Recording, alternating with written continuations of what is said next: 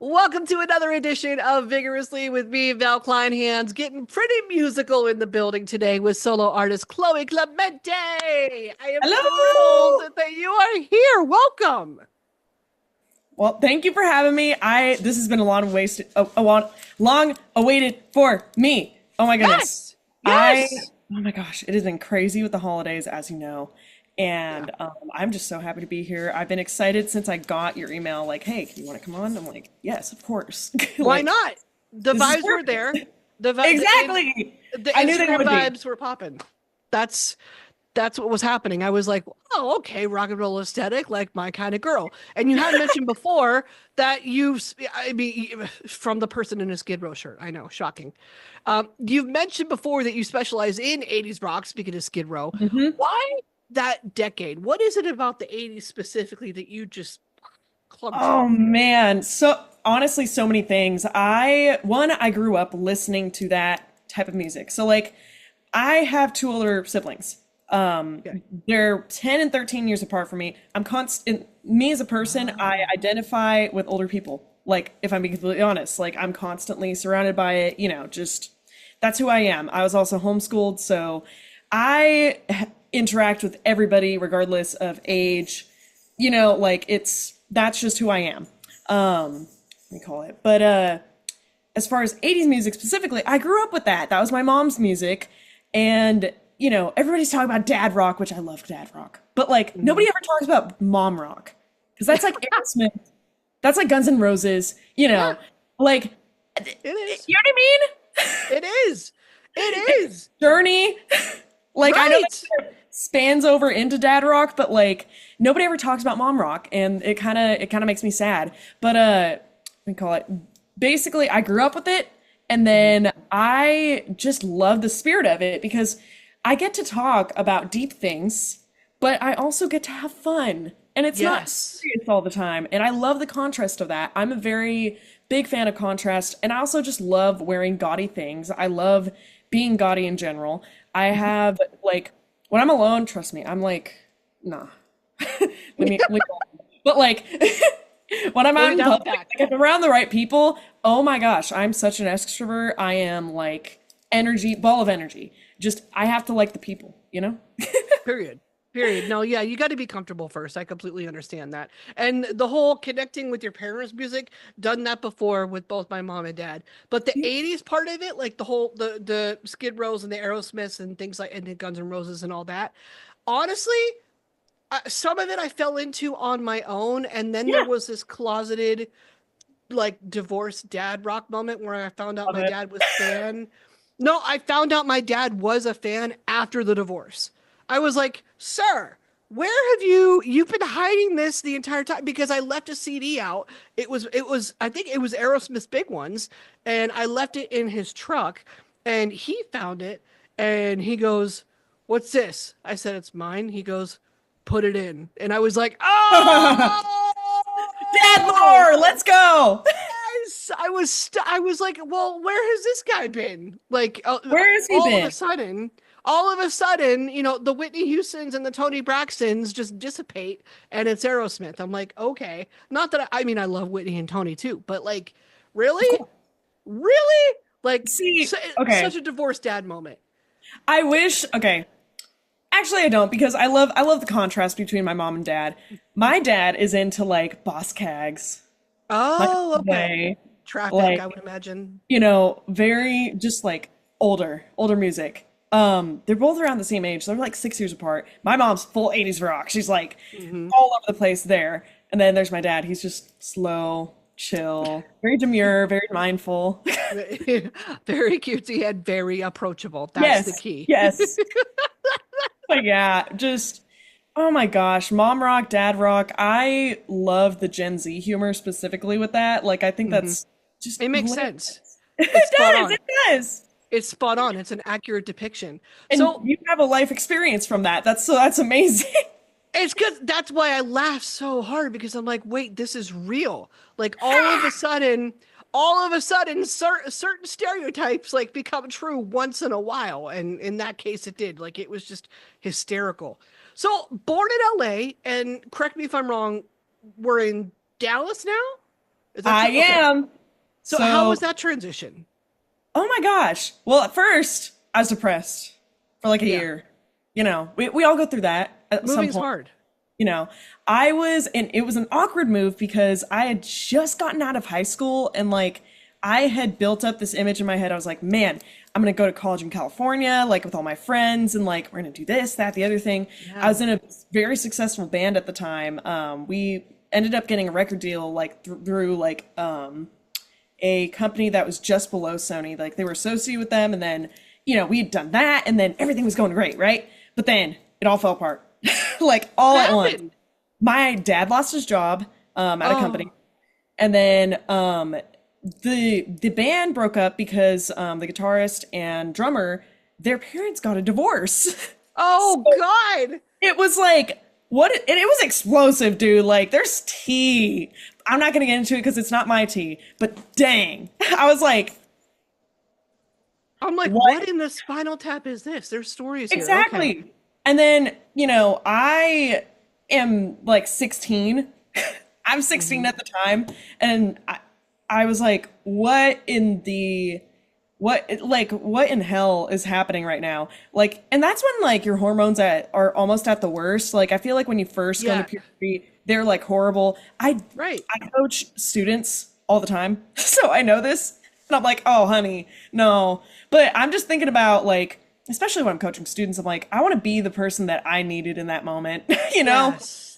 Because Yes. my gosh, like they say that you turn into the adult that you would feel most safe with, and Mm, I love that. Like I I think think there's something that's to that.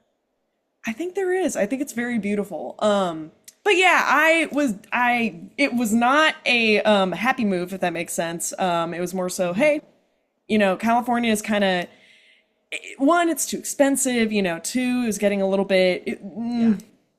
I have emotions about it. I miss it. Trust me, because I have my family there. The mountains are gorgeous. Well, It's like and given what you do for a living, you would think why would I leave if that's exactly. So I was like, what the heck, guys? Like, can I? And I was just not old enough or wise enough, or I was just not ready to try to move out on my own either. I legally, that would have been a whole mess. So I was kind yeah, of stuck just moving to Texas. And then in the wonderful year of 2019, before it I all was, hit the fan. before it all hit the fan, I had just gotten out of depression. Hmm. And then I was like, that's it. I'm going to try my hand at. So it's funny. My parents are very hardcore, which I love.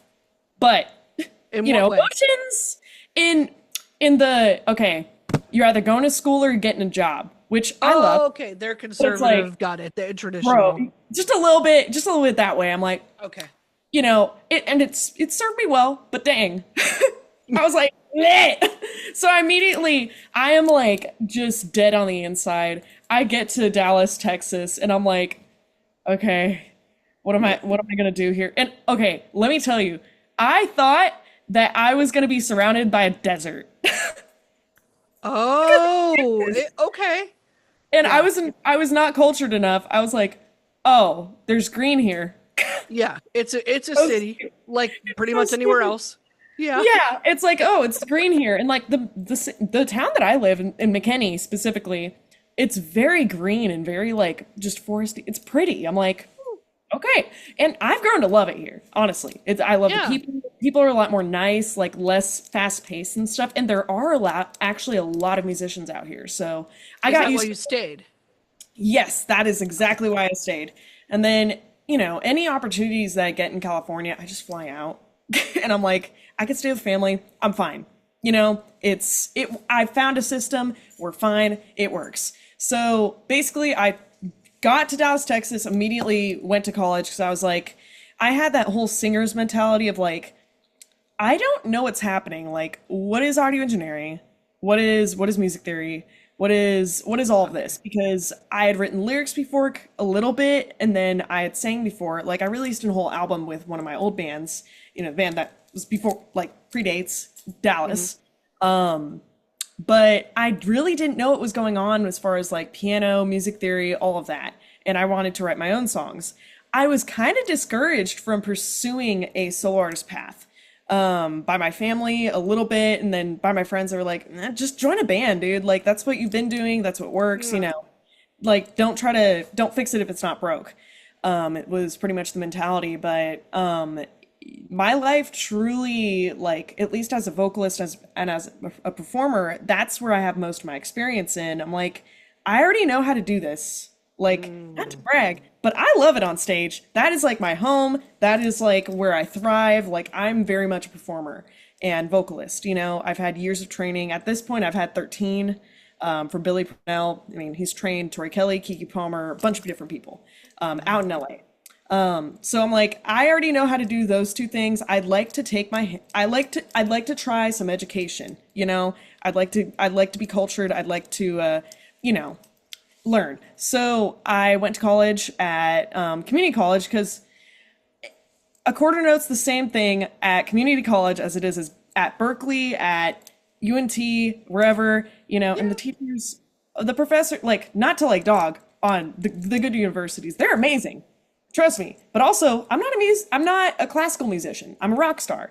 You know? Mm. Like, I don't really need like a lot of training at least in my opinion, but you know, I've done my own research. I've done enough to write is what I'm saying. Mm. So that's at least my views on it. I'm like, it depends on what kind of music path you're going to take, you know? Yeah. So I went to community college, got my associates in commercial music, which has a little bit of audio engineering, a little bit of music business, a little bit of social media, a little bit Perfect. of everything. And I've used it every single day, which not a lot of people can say for degrees and stuff. And No. I feel very good about it. I'm like, this is True. perfect. So yeah, I'm Yeah. also certified in audio engineering, which I did not think I would ever be certified in. And just because I walked in and I was like, I feel like a stupid singer. I want to learn how to turn on my mic and Yeah. make No, myself louder and like just I get it. do those types of things. So yeah. Right.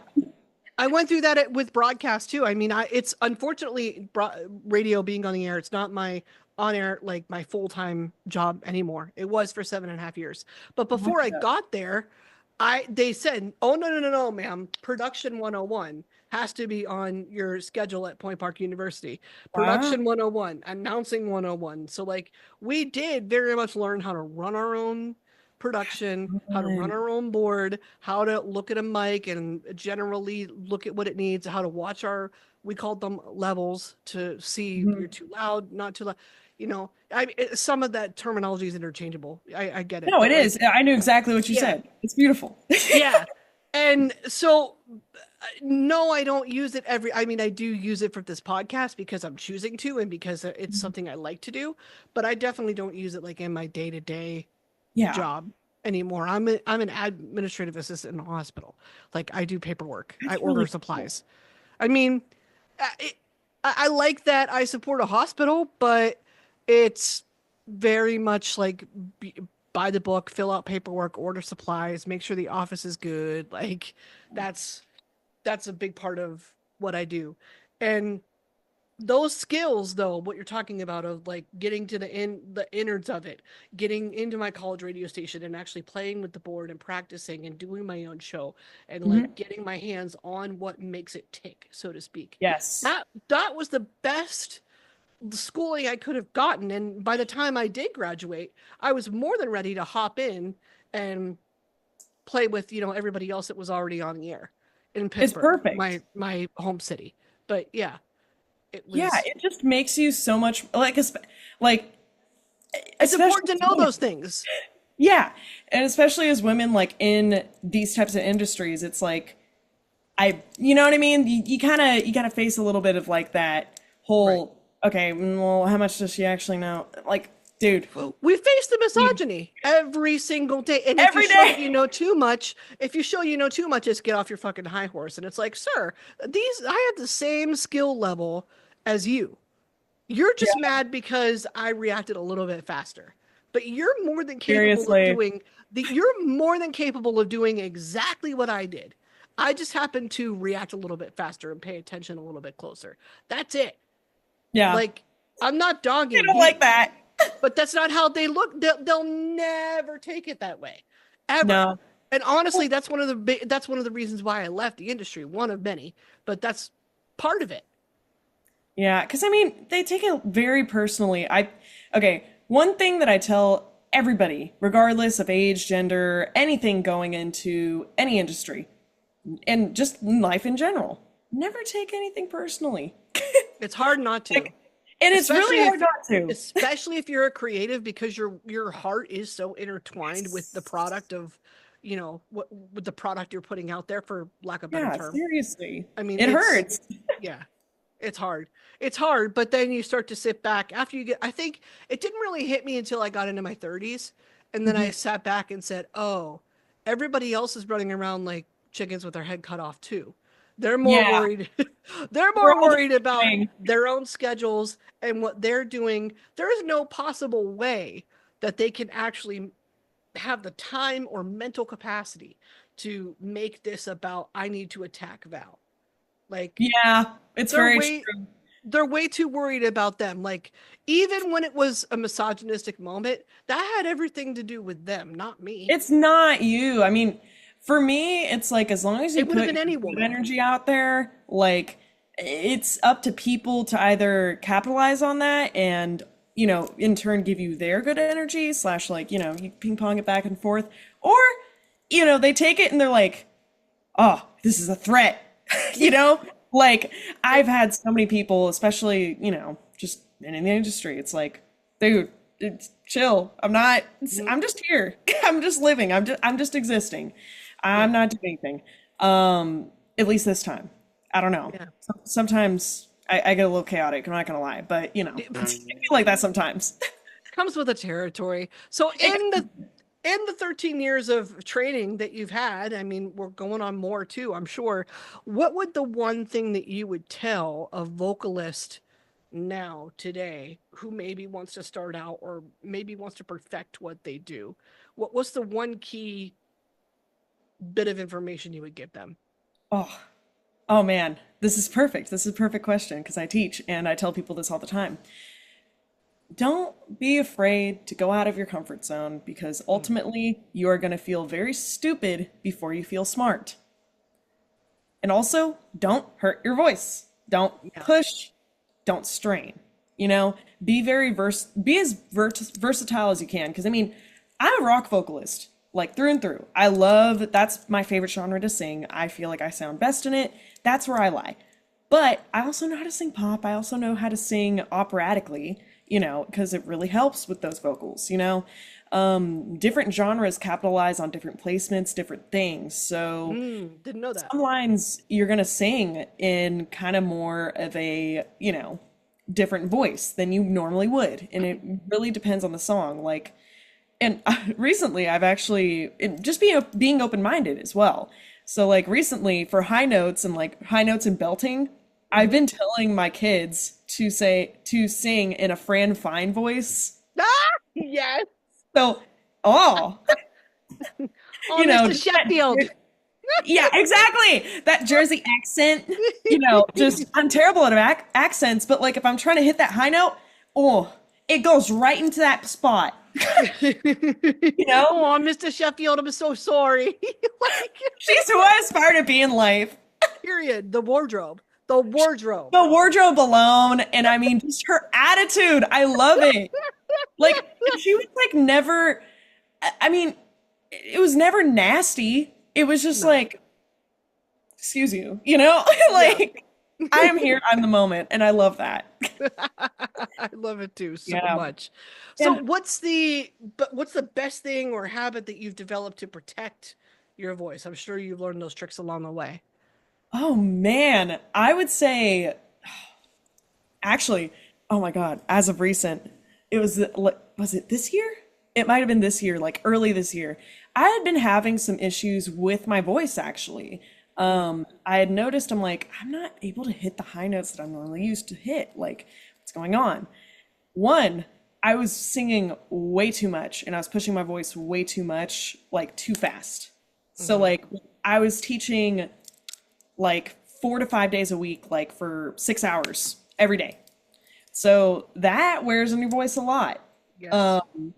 And especially if I'm showing somebody something, sometimes I go a little bit too like louder than I should, and then I ended up over singing, and I'd just be exhausted by the end of the day. I'm like, dude, I'd never lost my voice or anything, which is really good because some people, that's like a regular thing.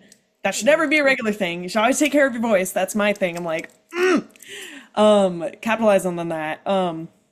But doing more head voice and like, whoo, just keeping it relaxed, that sort of thing has really helped. Also, I had this, God, his name was Bob. He just appeared out of nowhere at a gig one day. This crotchety old man. It was like a Yoda moment. It was so What? weird. It was, and like, he kind of reminded me like of things that my teacher, my current teacher as well, has said to me, just relax your throat, open up, that sort of thing, talking to Patrick Star voice. But he walks up to me, and this is during a break, and he goes, "You have a great voice, but you're trying too hard." And I'm like, what is Sir, happening who right are now? And you? it was like majestic the way he walked up to me too. And he's like, "Put your finger here." And I'm like, okay. And just like on the middle of my throat. And then he's like, "You feel that cartilage right there? That's your larynx. It needs to be lowered. And you need to keep it down there." And I'm like, okay. Okay. And then he's like, "You see your collarbone? That's your fretboard. So keep that lowered and sing from there." And let me tell Oh, you, that has helped a lot. the imagery alone like made it make sense. Okay. That Yes. yeah. And then I did it and I sang Proud Mary, which is very hard. Yeah. And I was freaking You nailing did it. it. I was like, and then like I had people walk up to me after. I had this one dude walk up to me after. He's like, you're so beautiful and majestic, and just Oh like God. that was crazy. Okay, that's a whole different story because that was crazy. He followed me on Instagram and then I didn't respond for a day because I was busy, and then he unfollowed me. And then oh Lord. Okay. Well, Don't we don't take have things time for him. personally, kids. We Don't don't do have it. time for him. I'm Okay. like, I'm weirded out on top of the rudeness.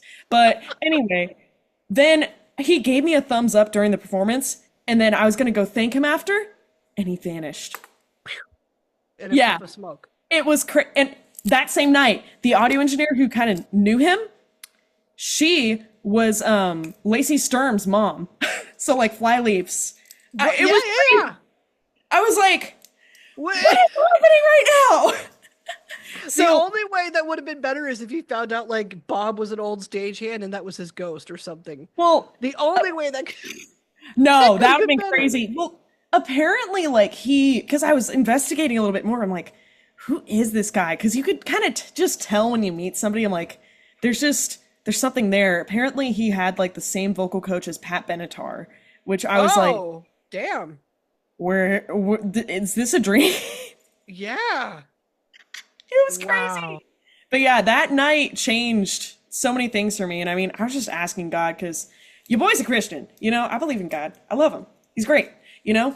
Um, but I was like asking God, I'm like, dude, like, I need help. Like, please help me fix my throat. Like, I don't know what's wrong. Like, help Mm. me, get through that. Cause, I was also asking my vocal coach, I'm like, and then he was like, okay, he gave me the advice to kind of pull back a little bit more when I'm teaching. He's like, one of the things that's going to ruin your voice is teaching. So be careful about that. Since then, I've squashed my schedule a little bit more, that sort of thing. And I'm doing more Better. gigs, which is also what I need to be doing anyway, because I want to be a rock star, not a teacher. But Yeah. although I love teaching, but yeah, so that's, oh my gosh, that answers that question. That was crazy, crazy moment. Like as far as like, like advice that I've heard this year that has specifically helped me. Just relaxing that part and keeping it as low as possible. Cause even if you do it with me, so if you just swallow really quick, you'll notice that your larynx goes up and it closes your throat. Yeah. When you're singing, you don't want your throat closed. No. Okay. Makes sense. So Yeah.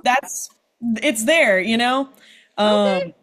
But yeah, that was crazy, and it fixed everything else because the technique was fine, my placement was fine. It's just it was stopping.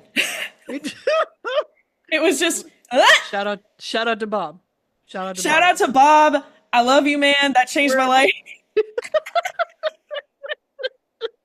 That was Oh, crazy. I love that story. That is incredible. Well, so you weren't always a solo act. You alluded to that a little bit earlier. Compare and contrast being solo versus being in a band.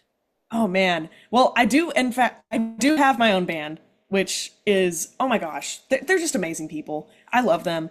I would say the biggest thing is when, and I mean, okay, bands done correctly, Mm, y'all, there's no, at least by my perspective, there really isn't a way to get all the band members to like the exact same genre completely. You know what I mean? right. I feel like when you have those differences, you ultimately need to decide right from the beginning and make sure you don't have anybody come in with ideas that aren't aligned to the band, like their that Okay. specific genre slash ideals slash, you know what I mean?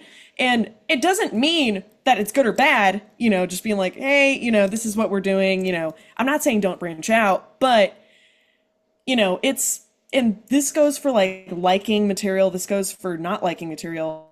It's like liking regular milk versus chocolate milk, It's really Yeah. not that big of a deal. Like, this is how I break it down for my students because a lot of them are songwriters. They're like, what if people don't like my music? And I'm like, well, shoot, I don't really listen to rap that much.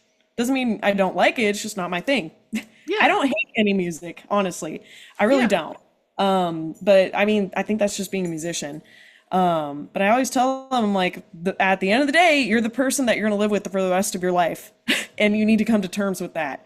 Because life, Mhm. this is a quote from my guitarist in an acoustic group I'm in, Chloe and Terry. This quote from Terry. Chloe, this put me into an existential crisis, by the way. He goes, life is short, but it's the longest thing you'll ever do. He's not wrong. He's He's not not wrong. wrong. And I was like, how dare you drop that on me at, on like a Tuesday morning, Like, Yeah. like the That's sun's just out. rude. Like, It is 7 a.m. I haven't had any alcohol. Like, this is crazy. Um, but yeah, just, I would say just the biggest difference is, I mean, it's way less drama to like hand these people my music slash be like, hey, I'm in I would control of imagine this that. one thing. I don't, I'm the type of person, I'm a team player. Like I don't like ordering people around. I don't like doing any of that. So how I approach it is like, hey, this is this song. Um, these are your parts. Here you go. Please learn them. I'm like, and then I'll ask for their advice, because sometimes some songs like the last three that I've released, it would be This Time Love, Look What You've Done to Me, and then there's one coming out this Friday. It's called Say It's Over. Those three are actually from my producer, Billy. He wrote those Okay. songs in the 80s and has been looking 40 years for a singer. And he was like, Chloe, Wow. you're the one. And I'm like, Okay. okay, no, that's literally my reaction. I'm like, let's do it.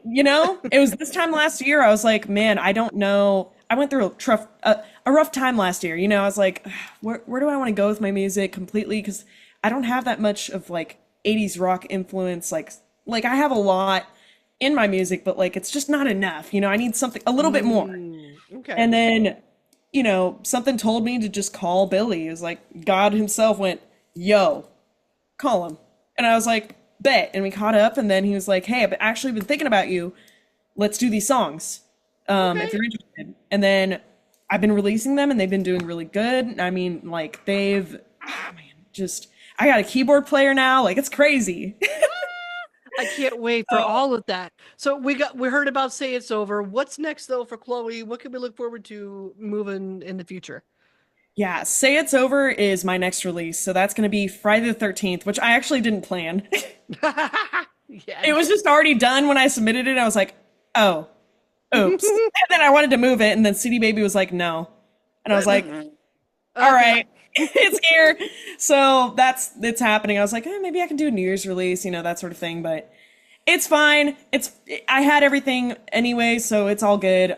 Say It's Over is very brooding. It's very it's a little bit like the last song I released, but it's like after the battlefield, if that makes sense. It's like Mm. after it's just after the dust has settled. It's like And you're processing everything. exactly, and you're describe like it describes this scene of just staring out the window, with summer rain falling, and it's like it almost contrasts like we could have had something, but then we have this instead. Just say it's over, man. Just Then you just became a done. man. That's Just you don't need them. Get away. dogs. Team dogs, right? Team dogs. Yeah. Yeah, seriously. Yeah, and then oh my gosh, I have another song that I'm going to be releasing next year. It's going to be around Valentine's Day, and I've purposely done that because it's Fun. kind of an anti-Valentine's Day's song. Jeez, bleh. Having a stroke over here. I'm sorry. That's okay. I got it. You got it. You got it. That's all that Got the matters. message. Anti Valentine's Day song. Got it. Yes. That one, oh my gosh, it's hilarious. It's a full diss track. Like the other three, like I said, are from my producer Billy. He wrote those ones, instrumentation, all that, and like, the reason we started this tangent and stuff, I handed my bandmates those parts, and then for Love Letters to the Dead, my other song, they actually wrote those parts, and it's awesome. And they did such an amazing job. But yeah, coming back to this, just want to finish that portion. Just that's how I handle that. But let me call it. So for this song, it is just a full diss track, and I wrote it. I did all the chords. It actually started out as a completely different song. It was still a diss track, but then, quote unquote, my producer goes, Chloe, the lyrics are a little bit too personal. He told me to chill. Is that possible? Like, how often do you hear that? Well, okay, so generally I'm a nice person. But like, how often does a producer tell a vocalist you're being too personal now? Your I lyrics know. are too personal. Like, I know. And I'm I like, can't imagine that's often. yeah, I made a feat, okay? So the song is called What's a Girl to Do? And I wrote it within like 2 days because I just had to concentrate, One of the lyrics, which, it's not getting used, so I'm just gonna throw it out there. I might use it later. See, this boy was arguing with me, and it was a topic about how he disrespects me when I'm trying to when I'm trying to express my feelings and talk to him like a normal adult. And then he was like, "You know what? You just because you're mommy," and then I just cut him off, and I was like, "Nah, we're not bringing my mother into this. Oh my gosh. Don't you dare bring my mother into this." And then I follow up with, "This is the type of disrespect I'm talking about." I mean, it is. I am so nice up until the point where it's like, no, I just, and then, so the lyric goes, "So if you want to bring my mother into it, let's talk about how you're just like your father." Oh! Brr, brr, brr, brr. So that lyric got trashed, unfortunately. So if anybody else wants it, go get it. I don't know. That's so good. Oh my gosh. Oh, I love it. Yeah. It's so good. But for What's a Girl to Do, the chorus is "What's a girl to do other than get far away from you?" That's the full hook and everything. It is gosh, it's just a full diss track. That's all I can say for now. But I've shown a few of like my favorite people to show my music to are my girl students, like specifically the teenagers, because they just have so much raw emotion and they just understand, Yeah, absolutely. And they're going to be the fans that digest it anyway, largely, or at least we hope so.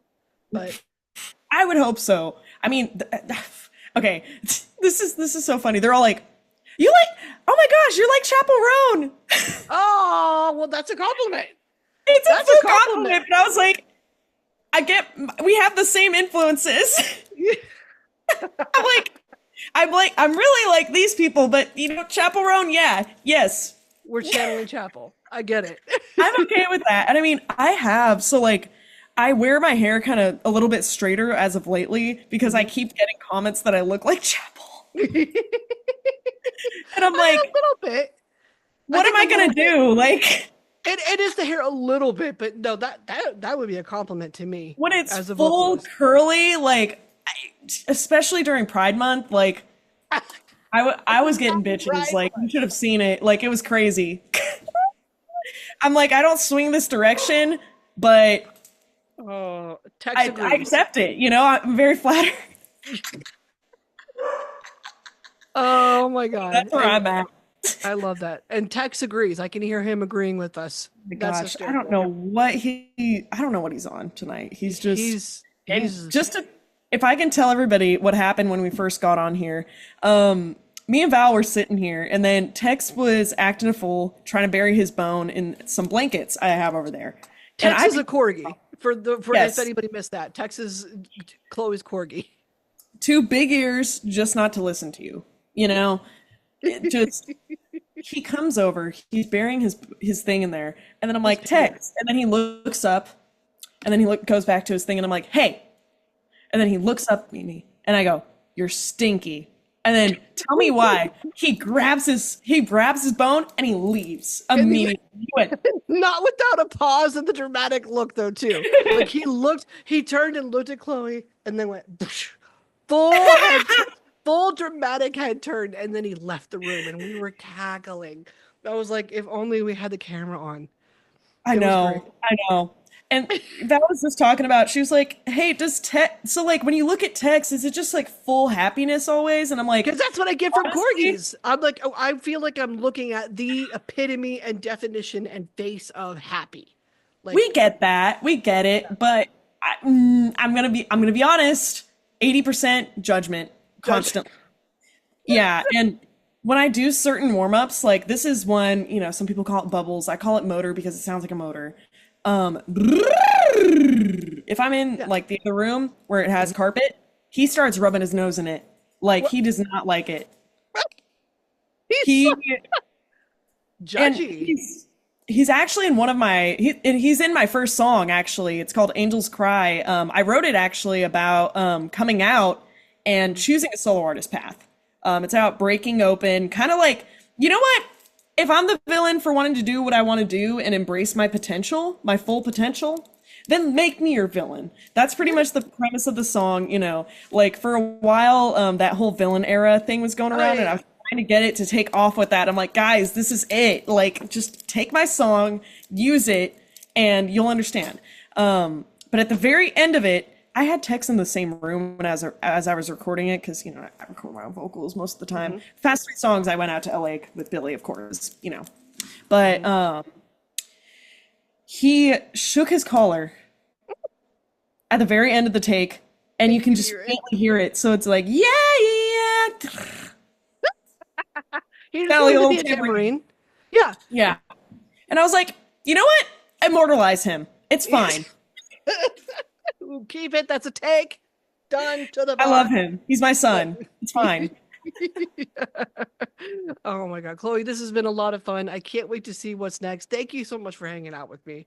Of course. Thank you for having me.